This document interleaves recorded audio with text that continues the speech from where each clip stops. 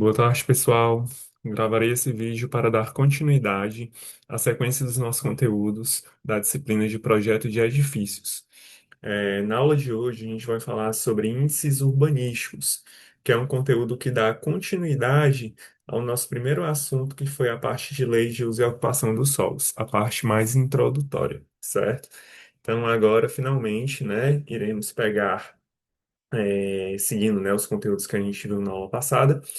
E a gente vai pegar as zonas da macrozonas e vamos destrinchar esses índices urbanísticos e fazer algumas análises desses números, tá? Para a gente entender, né, qual a importância deles num estudo de viabilidade ou num projeto legal, por exemplo.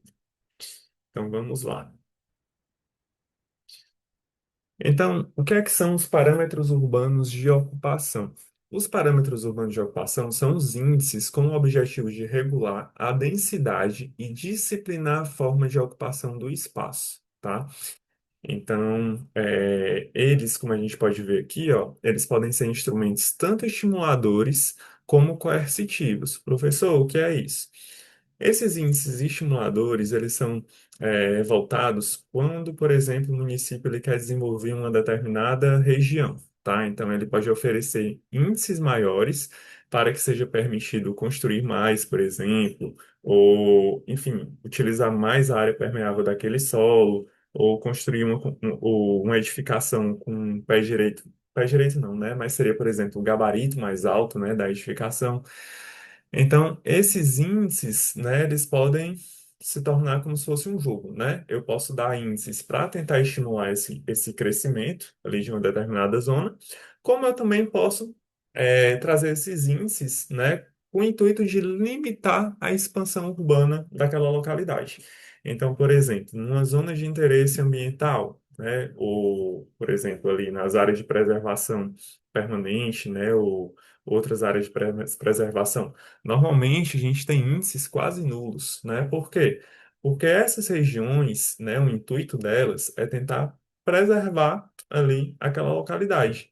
Então, o que é que a prefeitura faz? Ela diminui os índices, né, em alguns casos até mesmo zero, tá, para tentar conter, né, esse desenvolvimento ou a expansão daquela área, ok? Então, a gente vai ver esses índices, né? Pode ser relacionado à taxa de ocupação, que seria, por exemplo, a projeção do edifício no terreno. A gente tem um coeficiente de aproveitamento, né? Que ele está muito relacionado à área máxima que eu posso construir naquela localidade. E o percentual de permeabilidade, né? Eu não posso sair impermeabilizando todo o meu terreno, obviamente, né? Eu tenho que prever ali uma parte, pelo menos mínima, para tentar, né, trazer uma certa permeabilidade, evitar enchentes, enfim, ter uma proteção maior do uso daquele solo. Então, a gente falou, né, da nossa lei de uso e ocupação dos solos, tá? Como a gente falou, essa lei de uso e ocupação dos solos atualmente ela está em uma atualização, tá? Então, alguns desses dados eles estão em mudança, certo? Mas esses dados eles são públicos, né? Eu posso estar consultando e verificando quais são as atualizações que vão acontecendo ali ao longo do tempo. Basta fazer uma pesquisa simples na internet. Se a gente observar esses parâmetros urbanos, eles estão estabelecidos na luz de 2017 no anexo 4, tá? E eles compreendem os seguintes pontos: taxa de permeabilidade, taxa de ocupação, né, tanto do solo como do subsolo, índice de aproveitamento, é que a gente tem três grupos, né, que pode ser índice de aproveitamento básico, mínimo e máximo, fator de planejamento, altura máxima das edificações, que a gente falou do gabarito, né, agora há pouco, dimensão mínima do lote, tanto em relação à testada, profundidade e área, e fração de lote para uso, né, exclusivo, residencial, multifamiliar, ok? Então, inicialmente a gente vai falar em relação ao afastamento e os recursos, tá? A gente até chegou a fazer uma certa introdução, né, em relação aos recursos na nossa aula passada, quando a gente falou da parte mais introdutória da luz, né, a qual a gente vinculava a classe de atividade da edificação com a classificação viária para conseguir encontrar esses recursos, tanto de frente, como de lateral, como de fundo. Agora a gente vai explicar um pouquinho melhor, né, quais são as finalidades, né, ou as funções desses recursos, tá? Então, o que é o recuo, né? Para que serve esse nome aí chamado recuo? Então, o recuo, ele é a menor distância que deve ser reservada entre o limite externo da projeção da edificação no plano horizontal e a divisa do lote, tá? Esse serve também para reservar distância a partir da testeira do lote para a necessidade futura de expansão de ruas e calçadas. Então, nesse esqueminha aqui lateral, a gente consegue ver, né, o que é que seria um recuo frontal, um recuo lateral, um recuo de fundo, por exemplo, né? Lembrando que o recuo de fundo, ele é chamado assim, né, em relação à via, né, que está ali do outro lado, que seria o meu recuo, próximo ao meu recuo de frente, ok? A metragem proporcional ao recuo pertence de fato ao terreno do proprietário, porém de maneira genérica, pois nessa área não é permitido construir nem edificar. Então, esses recuos aqui que a gente está vendo, né, lateral, de frente, de fundo, ele faz parte ali da propriedade do usuário, tá? Mas ele não pode construir ali, né? Ele pode utilizar o espaço, a gente vai ver como é que ele pode utilizar esse espaço, tá? Com algumas construções em área aberta, por exemplo. Enfim, até mesmo guarita, se tiver uma metragem pequena, né, ela pode ser colocada na posição do recuo, certo? Mas se a gente observar aqui, né, a gente vai ter que ter um certo cuidado, né, para não utilizar ali esse espaço, porque a finalidade aqui desse espaço, o que é? É eu tentar trazer alguma segurança ali para aquela edificação. Que segurança é essa, professor? A gente vai ver aqui, ó. Então, aqui a gente está conseguindo observar a questão do índice dos recursos, né? Ó. Então, qual é a função desses recursos? O recuo frontal, ele é destinado para uma futura ampliação da via de circulação, né? Mas se tornou importante também em relação à ventilação e iluminação das edificações. Então, aqui a gente começa a ver a primeira função dos recursos, que é o quê? É o não ter as edificações próximas ou juntas umas das outras. Professor, qual é a função disso daí? Primeiro de tudo, em relação a conforto, né? Tanto em relação à ventilação, né, para eu criar corredores ali de ventilação, né, nas adjacências dessas edificações, como também em relação à iluminação, né? Se eu tenho as casas, né, com os muros próximos uns dos outros, essa luz ela não penetra na edificação da forma como deveria penetrar, né? Então, isso daí não é uma situação interessante, por quê? Porque isso aumenta o consumo de energia elétrica, né? Se eu tenho uma edificação que ela está ali um ambiente mais escuro, certamente esses usuários eles vão gastar mais com a iluminação. Isso não é interessante nem para o usuário, né? Como também para o meio ambiente, porque eu vou estar consumindo ali mais energia, ok? Além disso, a gente tem a questão também da privacidade, né? Também é uma questão de segurança, né? E também, pessoal, a gente tem, né, uma questão que também é muito importante, que é em relação à questão dos riscos de acidentes, né? Tanto em relação a um desastre, né, um desabamento, por exemplo, de uma edificação, tá? Então, se eu tenho edificações que são muito próximas umas das outras, e eu tenho algum desastre desse tipo, um desabamento, ou se for preciso fazer uma demolição ali, eu tenho um risco muito grande de impactar as edificações vizinhas, tá? Então, o recuo, ele também traz uma certa proteção quanto a isso daí. Além disso, também tem a questão do fogo, né? Então, num caso de incêndio, por exemplo, o recuo ele também traz uma proteção, né? Imagina que se eu tivesse as casas uma colada da outra, numa situação de fogo, né? Rapidamente esse fogo ele iria se propagar, se alastrar, né? Então, quando eu trago um recuo, eu também ofereço uma proteção ali para as edificações que estão ao lado. Beleza? Então, pessoal, é, eu trouxe um exemplo aqui, né, que é o exemplo da Avenida Atlântica no Rio de Janeiro, tá? Se a gente observar algumas localidades do nosso país, né, aqui em Fortaleza também, né, a gente pode observar que tem algumas edificações que não respeitam, né, a questão dos recuos, pensando aí nessa nova legislação, né, ou até mesmo na legislação de 2017, como a gente está estudando, tá? Então, por que que isso acontece, professor? A edificação, né? Ela sabia que ela tinha que respeitar esse recuo e ela não quis respeitar, foi isso? Em alguns casos isso pode ser até possível, né? A gente sabe que a fiscalização nem sempre é tão eficiente, então eu posso colocar uma informação ali no meu projeto, né? E assim, né? Claro que não é de uma forma razoável, né? Ou uma forma adequada, eu estar contrariando ali o meu projeto, mas a gente sabe que em alguns casos, né? Isso daí também existe, tá? Então a fiscalização é muito importante para tentar evitar, né? Que seja construído edificações que estejam fora ali do escopo do projeto, ok? Além disso, pessoal, também tem a questão de que algumas edificações elas são bem antigas, né? Então, muitas delas, né, quando elas foram construídas, ela não tinha nenhuma lei ali, ou uma obrigatoriedade, assim, vamos dizer assim, para respeitar alguns tamanhos de recuo como a gente tem hoje, tá? Então, existiam muitas edificações que eram próximas umas das outras, né? Porque o usuário, como ele era dono ali daquele terreno como um todo, ele pensava assim, ah, se o terreno é meu, eu vou construir aqui da forma como eu quero, né? Eu vou usar ali mais espaço, né? Então, ele não tinha ali como se fosse ali um código, né? Ou uma lei, né? Que orientasse ele quanto à construção naquele local, certo? Então, as novas legislações, ó, elas tentam garantir maior conforto a toda a cidade. Os afastamentos, eles garantem o equilíbrio entre os espaços construídos e espaços vazios de cada lote, além de facilitar a aeração, né, como a gente falou, questão de vento e insolação de toda a cidade. Ok? Então aqui a gente consegue ver o exemplo que a gente estava falando, né, na Avenida Atlântica. Olha aqui, ó. A gente tem várias edificações, uma ao lado da outra, né, sem o espaçamento, né, dos recursos, sem esse afastamento, tá? Então imagina aí a questão da ventilação, né? Se a gente pensar em conforto térmico, acústico, né? É uma situação de que ela não é ideal. Imagina um paredão, como a gente tem aqui, ó, edificações com mais de 10 pavimentos, onde eu não tenho corredores ali, circulação de ar. Além disso, também a questão de segurança, né? Como a gente falou, questão de um risco ali de incêndio, tá?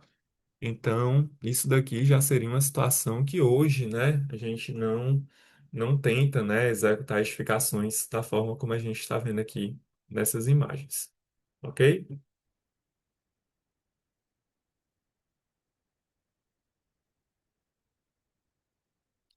Além disso, pessoal, na nossa legislação também tem uma regrinha que fala em relação é, à comparação, né? Vamos dizer assim, uma relação entre o recuo e a altura da edificação. Então, o que é a legislação diz? Ela diz que quanto mais alto for o prédio ou a minha edificação, maior deve ser o meu recuo frontal e os afastamentos. Então, vamos ver um artigo aqui da legislação. Ela fala o seguinte: a ocupação dos terrenos deverá respeitar as seguintes normas.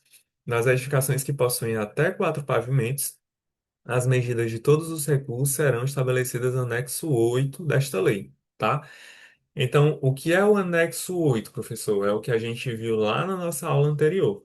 Era o anexo que falava, né, da relação entre a classe de atividade da edificação e a classificação viária. E através desses números eu consigo ter ali os meus recursos de frente, lateral e de fundo, tá?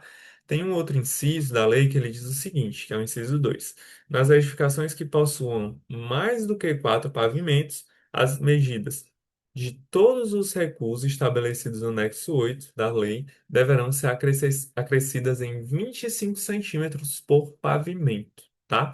Devendo o recuo resultante ser aplicado a todos os pavimentos da edificação a partir do térreo, portanto, certo? Então, o que é que está dizendo aqui? Se eu tiver uma edificação, tá? Que ela possua mais do que quatro pavimentos, ou seja, 5, 6, 7, 8, 20, 30, assim sucessivamente, eu devo acrescer 25 centímetros por pavimento, certo? Devendo o recuo resultante ser aplicado a todos os pavimentos da edificação a partir do térreo, tá? Então a gente tem essa regrinha aqui, ó, que é o número de pavimentos a partir do quinto multiplicado por 25 centímetros, tá? Então a gente tem o quê? Eu pego o recuo, né, o valor do recuo que ele vai dar no meu anexo 8, tá? Que foi dessa relação aqui da classe da edificação e a classificação viária, e eu vou somar ao número de pavimentos contados a partir do quinto vezes 25 centímetros, ok? Então, essa é a regrinha, né? Se a gente tem edificações mais altas, né? Consequentemente, tamanho dos meus recuos, ele também aumenta, certo? Aqui, né, deixando mais claro, ó, a gente tem aqui. Então, a gente está vendo aqui, ó, nas edificações que possuam mais que quatro pavimentos, as medidas de todos os recuos estabelecidos no anexo 8 da lei deverão ser acrescidas de 25 centímetros por pavimento, devendo o recuo resultante ser aplicado a todos os pavimentos da edificação a partir do térreo. Então, o recuo resultante, como a gente disse, ó, recuo estabelecido no anexo 8 mais o número de pavimentos acima do quinto, vezes 25. E aí eu tenho um número ali do recuo da minha edificação, certo? Em relação à taxa de permeabilidade, pessoal. Então, é o nosso segundo índice lá urbano, né? Então, o que é essa taxa de permeabilidade? Ela é a relação entre a soma de todas as áreas permeáveis do lote ou gleba e a área total do lote ou gleba, permanecendo totalmente livre de qualquer edificação e área total dos mesmos, tá? Então aqui a gente tem uma formulazinha, ó. A gente tem taxa de permeabilidade é igual ao somatório da área permeável dividido pela minha área do terreno, certo? Então, para uma ZOC, né, a gente pegou como exemplo essa zona de ocupação consolidada, tá? A ZOC é uma zona nas proximidades da região da aldeota, tá? Então, por exemplo, o campus da Uniari de Sá, ele é localizado nessa ZOC, certo? Então, se a gente observar, ó, na ZOC, a gente tem uma taxa de permeabilidade de 30%, certo? Então, se a gente considerar que o terreno, por exemplo, ele tem 300 metros quadrados, quanto é que de permeabilidade ele deve ter que ter, né? Então é bem simples aqui o nosso cálculo, ó. A gente tem que a taxa de permeabilidade, no caso de 30%, ele vai ser igual à soma da área permeável dividido pela minha área do terreno, que no caso é 300 metros quadrados. Se eu substituir, né, se a gente observar, deixa eu pegar aqui o pincel. Pronto. Se eu observar, ó, e a gente tem uma taxa de 30%. Que é isso, professor? É 30 sobre 100, certo? Que isso aqui é quanto? É 0,3, né? Ou 0,30, não importa quantos zeros eu vou ter, né, depois aqui da vírgula, tá? Mas eu tenho aqui 0,30, por exemplo, certo? Então eu vou substituir essa taxa de permeabilidade, ó, por 0,30, certo? Aqui a gente tem a área do terreno, que é 300 metros quadrados, certo? E eu vou querer achar, ó, a minha área permeável. Então, como é que eu faço isso? Multiplica em cruz, tá? Que é sobre um, né? E multiplica em cruz. Então, minha área permeável, né? A soma da área permeável, no caso, né? O total de área permeável que eu vou ter que ter naquele terreno, ele é o quê? Ele vai ser igual a 90 metros quadrados. Isso aqui, o mínimo, né? Ou seja, ele vai ter que ser maior ou igual a 90 metros quadrados, tá? Ou seja, ó, o terreno deverá haver uma área correspondente a pelo menos, faltou aqui, né? Pelo menos, pelo menos 90 metros quadrados de área permeável, tá? Então, por exemplo, se eu tenho um terreno, como a gente estava dizendo aqui, ó, de 300 metros quadrados, eu vou poder impermeabilizar, né? Ou melhor, eu vou ter que deixar como permeável, né, 90 metros quadrados. Então, eu só posso impermeabilizar, se eu for falar em impermeabilização de 100%, né, que a gente vai ver também essas porcentagens, eu só posso impermeabilizar cerca de 210 metros quadrados, certo? Impermeabilizado e aqui permeável. Beleza? Então tá aqui, ó. Professor, por que que o senhor falou em permeabilizado, né? Ou vamos dizer assim, uma permeabilidade de zero, né? Que seria uma situação ali totalmente impermeável. Porque existem revestimentos, pessoal, que são revestimentos que eles têm uma certa permeabilidade, né? Então, então, por exemplo, quando eu analiso a grama, né? Se a gente pensar, ó, piso em grama. A grama ela vai ter uma permeabilidade 100%. Beleza, né? A gente pressupõe o quê? Que toda a água que cai ali numa grama, né, ele vai trazer o escoamento como um todo, né? Então ele vai ter 100% ali de permeabilidade, ok? Só que a gente tem alguns revestimentos, ó, que eles também têm uma certa permeabilidade, por mais que não seja ali uma permeabilidade 100%. Por exemplo, então a gente tem aqui, ó, piso em tijolos cerâmicos, e a gente tem uma permeabilidade de 15%. Piso em pedra portuguesa ou similar, uma permeabilidade de quanto? 20%. Piso intertravado em concreto ou similar, a gente tem uma permeabilidade de 25%, né? Se eu tiver aqui, por exemplo, ó, piso em brita solta, cascalhos ou terra batida, aí nesse caso eu também tenho uma permeabilidade, ó, de 100%, certo? Se for piso industrial de concreto, ó, placas de concreto contínuo, apenas com juntas de dilatação, aí já tem uma permeabilidade bem baixinha, ó, na ordem de quanto? Na ordem de 5%. Muito pouco, né, pessoal? Certo? 5% só. E se for pavimento asfáltico, betuminoso, cimentado, recoberto por ladrilhos, pedra polida, cerâmica sem juntas, a gente tem considerado aqui, ó, como impermeável, que seria 0%. Certo? E a gente ainda tem algumas situações, ó. Se a gente observar, assentamento dos pisos sobre lajes, ó, de concreto, elas são consideradas também impermeáveis, tá? Então, 0%. E os assentamentos dos pisos em superfície rampada superior a 8%, né, como a gente está vendo aqui, ó, eles também são consideráveis impermeáveis. Por quê? Né, imagina que eu tenho ali uma rampa de estacionamento ou uma rampa ali no meu terreno, por exemplo. Se ela tiver uma inclinação maior do que 8%, eu considero como impermeável. Por quê? Porque se eu tenho aqui, ó, uma queda, né, que seria aqui, ó, maior do que 8%. Se eu tenho uma queda íngreme aqui, ó, uma declividade íngreme, a água que vai estar caindo aqui, ó, sobre essa superfície rampada, ela não vai ter tempo suficiente para estar se infiltrando. Então, o que é que vai acontecer? Ela vai tender a escoar, tá? Então, por isso que eu também considero como impermeável. Beleza? É, Então, tem algumas características também que ela diz o seguinte, ó, que na macrozona de ocupação urbana, a taxa de permeabilidade ela poderá ser reduzida até o mínimo de 20% da área do lote, desde que a área correspondente à diferença entre esse valor e a porcentagem definida no anexo 4 seja substituída por área equivalente, através do uso de drenos horizontais sobre as áreas retificadas e drenos verticais, tá? Desde que comprovada através de proposta técnica apresentada quando o processo de aprovação e concessão da alvará de construção. Então, o que é que está dizendo aqui, ó? E se eu comprovar de uma forma técnica que o meu terreno, né, ele possui soluções eficientes de drenagem, eu posso estar reduzindo ali a minha área permeável para 20%. Então, por exemplo, se a gente pegar um exemplo aqui, ó, vamos olhar aqui, aqui estão as IAs, né? Vamos pegar lá da ZOC que a gente estava falando, que é a zona de ocupação consolidada, ó.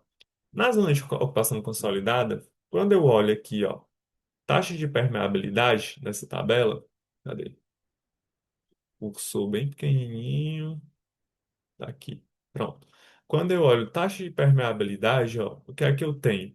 Eu tenho que na ZOC, a zona de ocupação consolidada, esse valor é quanto? É igual a 30, certo? Então ele está dizendo aqui, ó, 30%, ó, tá aqui o porcento, certo? Então 30%. Então, se eu comprovar, né, que eu tenho dispositivos de drenagem com drenos horizontais, verticais, suficientes ali para atender a drenagem da minha edificação, no meu terreno, sem estar trazendo um risco ali de inundação, por exemplo, a acumulação ali daquela água, eu posso reduzir essa minha taxa de permeabilidade, nessa minha área permeável, no caso, para 20%, certo? É, Se a gente observar, né, existem aqui nessas zonas, ó, a zona de ocupação preferencial, né, que no caso aqui da ZOP, ó, ZOP 1, ZOP 2, as zonas de requalificação urbana também, todas elas aqui, ó, têm taxa de permeabilidade na faixa de 30%. As zonas de ocupação moderada, elas aumentam ainda mais minha taxa de permeabilidade. Eu tenho que deixar ainda mais espaço permeável para 40%, certo? Se eu pegar as zonas de interesse ambiental, esse valor ele ainda aumenta, ó, 60%, 50%, ó. Então, na Sabiaguaba, 60%. Na zona de recuperação ambiental, 50%. E na zona de preservação ambiental, 100%, como eu disse para vocês. Certo? Então, o que é que quer dizer aqui? Será que é um índice que vai estimular a construção desse local? Ou será que é um índice que ele vai tentar conter a expansão? O que é que vocês acham? Ele vai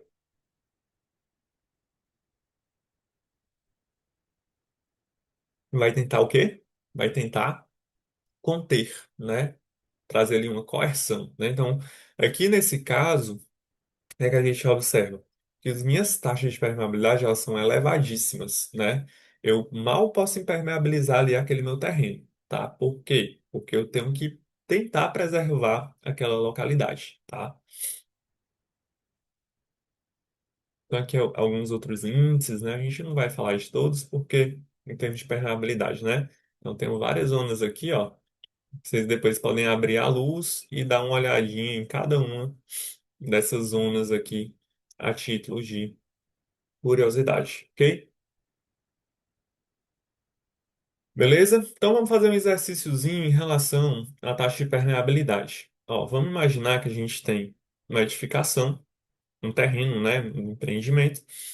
Aí aqui eu tenho, ó, nesse meu terreno, nesse meu empreendimento, né, no caso. Tem uma área de estacionamento, eu tenho alguns caminhos aqui de passeios, ó, como a gente está observando. E esse meu empreendimento ele tem duas torres, torre A e torre B, certo?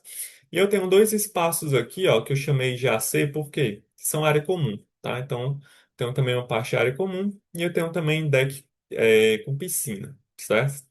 Então, vamos imaginar que desse meu terreno aqui eu tenho uma área total de 1.100 metros quadrados. Vamos imaginar que ele também está situado numa ZOC, né, na zona de ocupação urbana consolidada, desculpe. A gente viu que na ZOC a minha taxa de permeabilidade, TXP, ela vai ter que ser quanto? Vai ter que ser de pelo menos 30%, certo? Então tá aqui, ó, pelo menos 30%, né? Lembrando que tá em porcentagem. Então, o que é que a gente tem, ó? Vamos imaginar desse nosso espaço aqui, ó, que 355 metros quadrados do total eu considero como área impermeável. Professor, que áreas são essas? A gente vai considerar a nossa guarita como impermeável, um piso de concreto, por exemplo, né? O espaço comum, tá? Que são essa área comum aqui, ó, que a gente mencionou. As nossas torres, ó, torre A e a torre B, certo? A gente comentou. E também a área de piscina, né, pessoal? Como é que eu vou ter um espaço ali de uma piscina se eu não impermeabilizar o meu terreno, né? O meu solo. Então, vou ter que impermeabilizar, porque senão essa água sai ali, né? Não consegue se acumular, obviamente. Então, também é considerado uma área impermeável. Então, dessas áreas aqui, ó, dos 1.100 metros quadrados, 355 metros quadrados é só de área impermeável. Vamos imaginar também que esse estacionamento aqui, ó, que a gente está observando no pilotis, né, ó, ele também é considerado impermeável, certo? Então, cerca aqui de 275 metros quadrados. Vamos imaginar que o caminho entre os espaços comuns, né, que seriam esses caminhozinhos aqui, ó, que eu estou riscando aqui, ó, esses caminhos entre os espaços comuns, ó, ele é considerado, não é impermeável, mas ele também não tem a permeabilidade 100%. Vamos imaginar que seja um revestimento similar ao de pedra portuguesa, que tem uma permeabilidade de 20%, tá? Então eu tenho 70 metros quadrados de caminho com essa permeabilidade de 20%. Como é que eu sei quanto é que isso representa em termos de permeabilidade? A conta é bem simples, ó. Eu sei o quê? Eu sei que eu tenho 70 metros quadrados mais esse revestimento ele tem só 20% de permeabilidade. Então, o que é que eu faço? Ó? Eu sei que 70 metros quadrados vezes quanto é? 20%, né? 20% é 20 sobre 100. Isso aqui dá 0,20. 2, né? Ou 0,20. Se eu multiplicar isso aqui por 0, né, vírgula 20, que a gente está falando, isso aqui vai dar quanto? 14 metros quadrados. Então, desses 70 metros quadrados, quanto é que eu aproveitei, vamos dizer assim, de área permeável? Apenas 14 metros quadrados. Por quê, professor? Porque meu revestimento só tem 20% de permeabilidade. Beleza? A gente tem também, ó, o espaço aqui do deck, ó, certo? Vamos imaginar que esse espaço aqui do deck da piscina, ele tem um revestimento cerâmico com uma permeabilidade de 15%. Então, o que é que eu faço? Mesma coisa, ó. Eu vou fazer o seguinte: eu tenho que 50 metros quadrados vezes 0,15. Esse daqui dá igual a 7,5 metros quadrados, certo? Então, é isso aqui que eu vou ter de área permeável. E eu tenho também, ainda aqui nesse meu espaço que faltou, né? Faltou a gente falar da grama, né? Ó. Então, todo esse espaço aqui, ó, esses pontinhos aqui, ó, que eu tô desenhando ao longo aqui do meu terreno, ó, isso aqui tudo é grama, certo? Então, a gente viu, né? Quanto é que eu tenho de permeabilidade em um piso lá de grama? 100%, né, pessoal? Então, toda a água aqui, ó, que vai empoçar nessa localidade, a gente vai pressupor que ela vai escoar. Então, nesse caso aqui, ó, a conta é bem simples, né? Eu tenho 350 metros quadrados, só que a permeabilidade é de 100%, né? Que é o quê? 100 vezes 100. 100 dividido por 100, né? 100%. Isso daqui é quantos? É um, né? Então, 350 vezes um é igual a 350 metros quadrados, certo? Então, tá aqui. Então, qual é o meu total de área permeável desse terreno? Aí eu vou fazer o quê? Aqui a gente viu que é zero. Aqui a gente viu que é zero, porque eles são impermeáveis. Aqui, ó, eu tenho 14, né? Então, a primeira parcela que eu vou ter aqui é dos 14, que é o de caminho aqui entre os espaços de área comum, né? Que é isso aqui, ó, que a gente falou, que ele vai ser os 14, certo? Com 20% de permeabilidade, né? Eu tenho os meus 14. O deck ele vai corresponder a quanto de permeabilidade? 7,5, 7,5 metros quadrados. Por quê? Porque só tem 15% de permeabilidade. Então, 7,5. E a grama, a gente falou que é quanto? 100%, né? Então, eu somo com 350. Quanto é que dá? 371,5. Professor, como é que eu sei se ele atendeu ou não a lei? Aí eu pego essa minha área total permeável, que é os 371. Deixa eu fazer aqui que fica melhor, né? Então eu vou pegar esses 371,5 e vou dividir pelo quê? Pela minha área total do terreno, ó, 1.100 metros quadrados. Isso daqui vai dar quanto? Vai dar igual a 0,3377. Quanto é que é isso aqui em porcentagem, pessoal? 100, né? Que seria aqui em porcento. Então, se eu colocar aqui, ó, se eu dividir isso aqui por 100, né? Isso aqui no caso seria um, né? Mas se eu dividir, se eu for querer analisar isso daqui em porcentagem, é bem simples, é só eu multiplicar por 100, né? Então, eu vou ter que multiplicar por 100. Eu ter esse resultado aqui, ó, em porcentagem. Então, esse aqui vai ser quanto? 33,77%. Professor, esse meu terreno aqui, né, esse meu empreendimento, ele está atendendo ou não a, a nossa lei?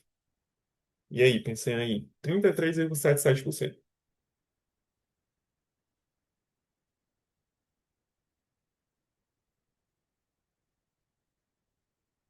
Nós vimos o quê, pessoal? Que na ZOC, minha taxa de permeabilidade tem que ser de quanto? Pelo menos 30%. Se o meu terreno ele está oferecendo uma permeabilidade de 33,77, né? 33,77, né? Que é mais ou menos 3,8%. Isso aqui é maior do que opa, maior do que os 30% lá da ZOC. Então, sim, ele está atendendo. Beleza? Show? Então, vamos dar continuidade. Agora a gente vai falar sobre o índice de aproveitamento. Então, o que é o índice ou coeficiente de aproveitamento? Ele representa quantas vezes se pode construir em relação à área total do meu terreno, né?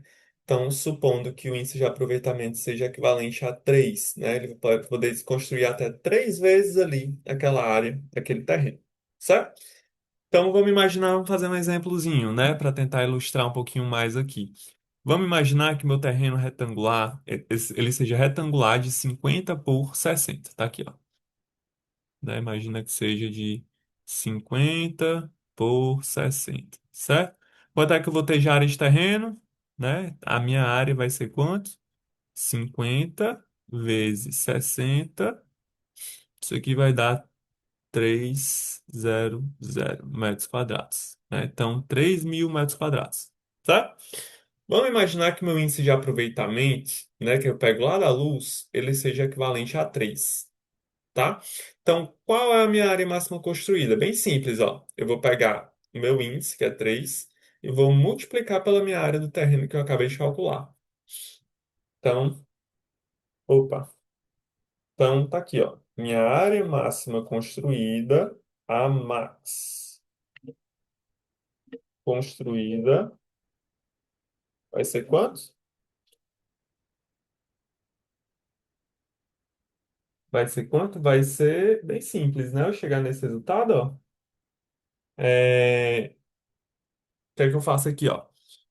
Eu pego os 3.000, né? O meu índice de aproveitamento primeiro, né? 3 vezes quanto? 3.000 metros quadrados. Então, isso aqui vai dar 9.000 metros quadrados de área construída. Tá aqui, ó. 9.000 metros quadrados que podem ser construídos. Beleza? Então, já que eu vejo que esses índices, tá aqui, ó. Índice de aproveitamento básico, mínimo e máximo, né?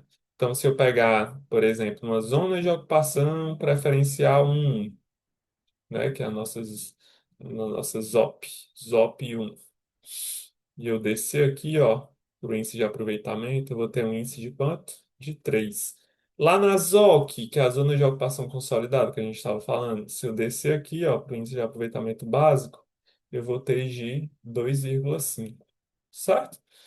Professor, por que que eu tenho básico, mínimo e máximo? Né? É bem simples, ó. O básico, ele quer dizer o potencial gratuito de construção inerente aos lotes urbanos. Então, é esse daqui é o padrão. É esse aqui que a gente utiliza, né, tendo por base, tá? O mínimo, o que é que ele significa? Ele é interessante para eu identificar se aquele imóvel está sendo subutilizado. Então, se eu tenho uma construção muito pequena naquele espaço, né, que eu estou usando ali uma pequena área construída, ele pode ser como se fosse ali um resultado, né, um número que eu possa avaliar se aquele terreno está sendo subutilizado ou não, certo? E o que é o índice de aproveitamento máximo? O índice de aproveitamento máximo, ele é o quê? É um valor que não pode ser ultrapassado e sua utilização pressupõe o pagamento de uma contrapartida financeira para a prefeitura, chamada de outorga onerosa, tá? Então, se a gente observar lá naqueles índices, ó, um máximo, tem alguns das zonas, não é todas, ó. Aqui também é 3, né? Ó, como a gente está vendo, é iguais, certo? Aqui, ó, também é 2,50, né? Iguais. Mas se a gente observar, ó, aqui eu consigo identificar ó, duas vezes, ó. Aqui, por exemplo, na moderada, ó.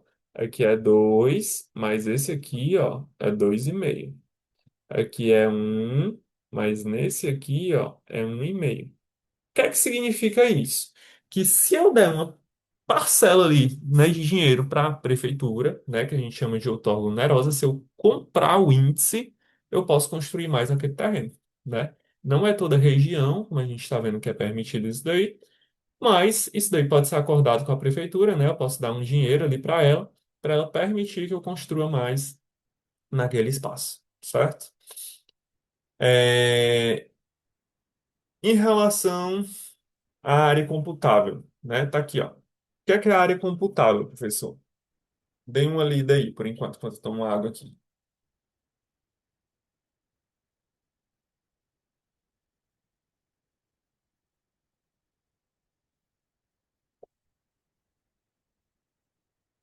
Então, ó, o que é minha área computável? A área de construção computável, no cálculo do índice de aproveitamento, é calculada de acordo com os seguintes usos. Se for residencial, a soma das áreas privativas das unidades autônomas, excluídas sacadas de largura total máxima de 1,05, certo? E áreas destinadas a estacionamento. Se for edifício garagem, corresponde a 90% da área total construída. E demais usos corresponde a 65% da área total construída, certo? Então, no cálculo do índice de aproveitamento, não será computada a área do subsolo e a área dos pavimentos destinados a estacionamento de veículos, ok? Em outras palavras, pessoal, me explica melhor isso daqui. Vamos lá. Se eu tenho um edifício, ó, tá aqui, ó, né? Eu tenho um edifício bem aqui, certo? Nesse meu edifício, vamos imaginar que a minha varanda, né, ou a minha sacada, ela tem largura inferior a 1,05, né? Não é 1,50, é 1,05. Então, nesse caso, eu não vou considerar como área computável. Ele não vai entrar como área construída. Aí é o jogo de interesse das construtoras, né? Às vezes elas fazem uma varandinha, né? Uma sacada bem pequenininha. Para quê? Para não considerar como área computável, né? Isso é interessante porque eu consigo construir mais, né? Eu coloco uma varanda ali pequena, mas ela não entra na conta da minha área construída. Beleza? Então, em projetos de uso residencial, né, aqui também a questão do estacionamento que a gente falou, ó, ela não entra como também a área construída, né? Tudo isso aqui em branco ele não entra, né? As varandas aqui de 1,05, né? Aqui o estacionamento. Ainda tem mais aqui, ó. Áreas privativas e qualquer pavimento, exceto terraços, que são considerados não computáveis desde que limitados a 5% da área do terreno. Então, aqui também, ó, terraço aqui em cima, né, por exemplo, não considera. E se for áreas de uso comum de apoio ao uso da edificação, se fora do térreo e dos pavimentos de garagem. Então, olha aí, ó. Se eu pegar no meio do meu prédio e botar um pavimento de área comum, que é isso, professor?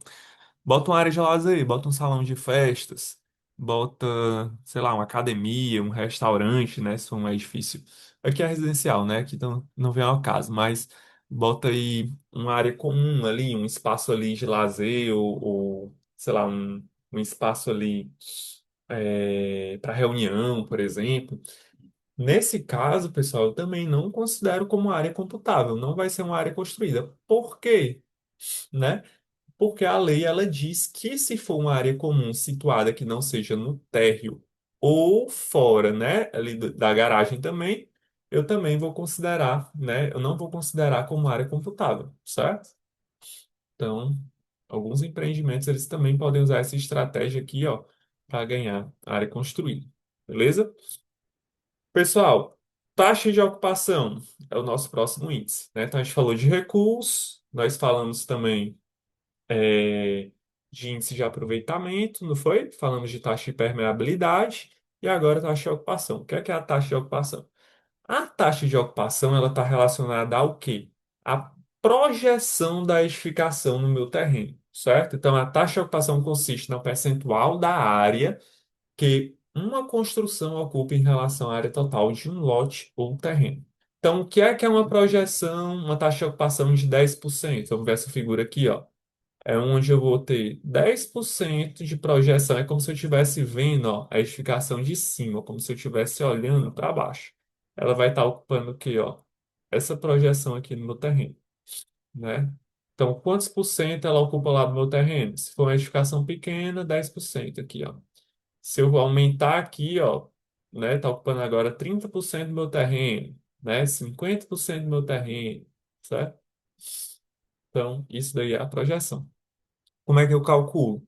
Vamos imaginar que a taxa de ocupação também obtida lá no índice da luz, ela mostre lá na macrozona que eu tenho 60% de taxa de ocupação. Vamos imaginar que minha área de terreno, né, a gente até falou, se fosse um terreno, por exemplo, de 50 por 60. Quanto é que eu tenho de área? Vou explicar os dois, né? 50 vezes 60. Isso aqui, 3.000. Então, como é que eu faço? Ó, a minha taxa de ocupação, né, que é 60%, 60 sobre 100. Isso aqui é 0,60 sobre 100 é 0,60, né? 0,60 é igual à área de projeção máxima dividida pela minha área do terreno, que é 3.000. Então, disso daqui, eu só vou, do terreno de 3.000, eu só vou poder usar uma projeção de quantos? De 1.800. Professor, eu não gosto de decorar isso aqui, não. É bem simples, pessoal. O que é que a gente tem que fazer? Eu sei que a área do terreno, ela é quantos? 3.000. Isso aqui eu calculei, né? Taxa de ocupação, 60%. O que é que eu faço? Multiplico por 0,60. Isso aqui vai dar 1.800 metros quadrados de projeção, certo? Então tá aqui, ó. Onde é que tem a taxa de ocupação? Bem aqui. Tem uma taxa de ocupação do solo e do subsolo. Aí tá aqui, ó. Zona de ocupação preferencial. Vai ser o quê? 60%. Lá na ZOC, que a gente falou muito dela, né? 60% também. Vários são 60, né? Aí tem alguns aqui que chega aqui 50, ó, 45, certo? Então, o que é a taxa de ocupação do solo, né? É o percentual utilizado para edificação em relação à área total do terreno, considerando apenas a sua projeção horizontal. E na taxa de ocupação do subsolo, é o percentual de terreno utilizado para maior, utilizado pela maior área do pavimento subsolo em relação à área total do terreno. Então tá aqui, ó. Vamos imaginar que eu tenho uma edificação com essa configuração aqui, ó, bem doida, né? Eu tenho uma projeção de um pavimento, ó, desse formato, outros desse. A gente vê muito lá na beira-mar, né? Aqueles prédios ali com formatos extravagantes. Mas o que é que eu tenho aqui de projeção? Eu vou pegar como se eu estivesse olhando, ó, aqui de cima, certo? Então eu vou fazer uma vista aqui, ó, como se eu estivesse fazendo uma vista em planta. Então, eu vou ver qual é a minha projeção, que é a minha edificação, ó, ela está exercendo no terreno, né? Aqui, ó, tá exercendo exatamente isso aqui, ó, certo? Então, a minha projeção vai ser o máximo, a máxima sombra que ela vai estar fazendo no meu terreno. Show? Altura máxima da edificação, que é gabarito de altura máxima. É a distância vertical de tomada no meio da fachada por onde se localiza o acesso principal, medida a partir da cota altimétrica do passeio, até o topo da laje do último pavimento, excluindo construções auxiliares como caixa de água, caixa de escada e compartimentos destinados a equipamentos mecânicos de circulação vertical. Então é isso aqui, ó, né, que a gente tem uma foto aqui esquematizando, né, desde o passeio até o último pavimento, excluindo, né, caixa d'água, tudo que vai ter aqui em cima, na minha edificação. Então isso aqui eu vou chamar de quê? De gabarito, né, de gabarito, é, ou altura máxima, né, da edificação. Então onde é que a gente tem, ó? Tá aqui, ó, né? A gente tem aqui na luz também, 95 metros, 48, 78, 72, né? E aí vários tamanhos aí de alturas de edificação diferentes, tá? Isso aí que também está em constante mudança, né? A gente está vendo que hoje em dia, essa lei aqui a gente está vendo que é 17, mas hoje em dia a gente tem edificações, né, que estão sendo permitidas ali ter uma construção bem mais elevada, tá? Então, como eu falei, né, está em constante movimento a nossa lei de uso e ocupação dos solos. Em relação à fração de lote, pessoal, fração de lote, o que é que seria isso? Vai ser o nosso último parâmetro, né, o nosso último índice. O que é isso? É o parâmetro urbano de ocupação utilizado para o cálculo do número de unidades residenciais no lote, diferenciado de acordo com a zona e suas subdivisões. Olha o artigo 100, leiam aí para vocês verem o que é que ele está dizendo.